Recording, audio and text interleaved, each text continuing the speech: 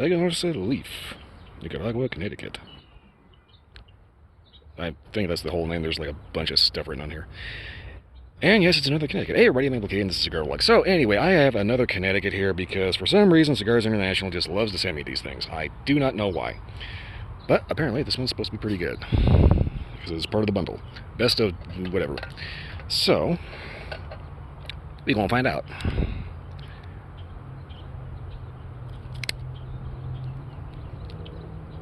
I don't need to be quite that conservative with this. That's got a huge double cap on there. That I just snapped the shit out of, I think. Oh, it's alright, alright. I think we're okay. Yeah.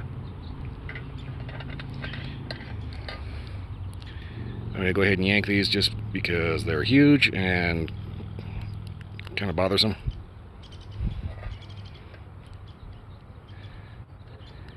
That, and I'm going to need this band so I can remember what in the world to call this thing when I actually put it up to post. Yeah. Aganorsa leaf, Nicaragua, La Valedición, Connecticut. Something like 14 different names for one cigar.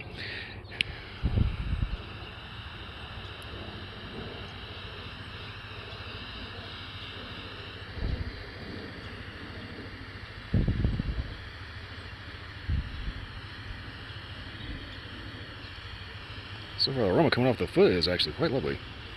Warm, inviting.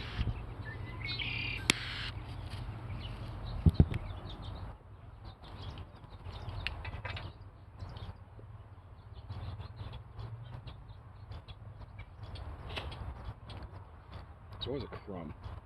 Okay. Anyway, so far flavor-wise,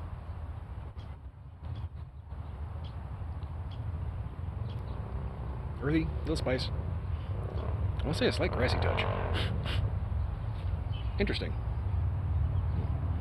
That's what I hear about taking bands off of cigars. One of the reasons why you typically want to wait until later. Sometimes they do the old school method of sticking a big glob of goo on there that sticks to the wrapper, and this happens. Doesn't impact smokability, but is annoying. But anyway, seems to be decently well lit. I'm going to get this down to the first inch and see if anything wakes up.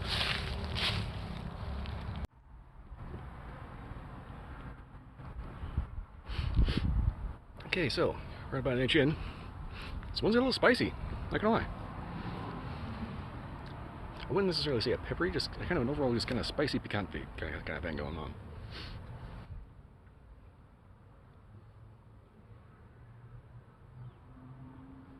Bitter Hill is a little sweet, slightly bready.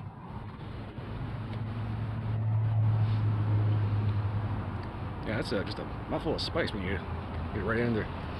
Get a good puff on it, it's just like big, spicy.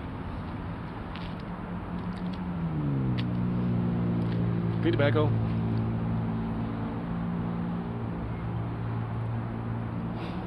I want to say there's maybe a subtle sweet kind of off in the background that may end up building.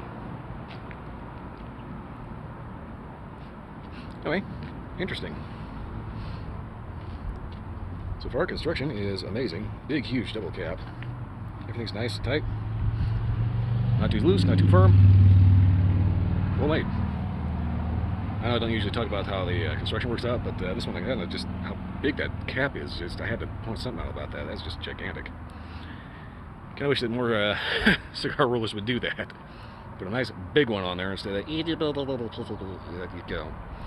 have to be careful about how much you shear off of there before it starts unraveling on you. Well, anyway, I'm going to figure out where the halfway point is, get down to there, and see if anything wakes up. And also see if I can find something else to say. I'm kind of drawing blanks. I don't know why. Just that kind of day, I suppose.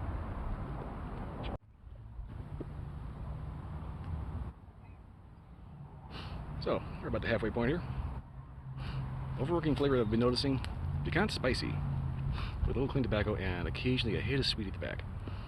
Bitter Hill is, I want to say, a toasty bready quality to it. Overall, pretty mellow actually. Which, go figure, Connecticut, par for the course.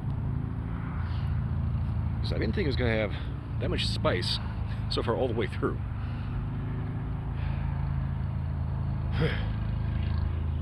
It's like maybe 60-some degrees, but I'm standing in direct sunlight.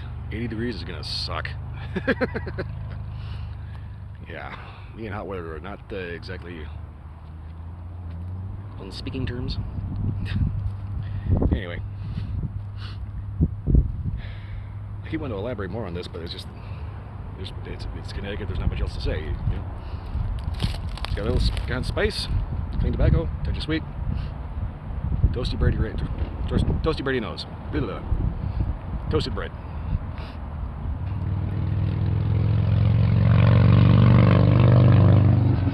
There's always a guy with a loud as hell motorcycle. Well, anyway, I'm gonna get this down in the lab, see if anything wakes up, changes, or just does something a little bit more than just spice.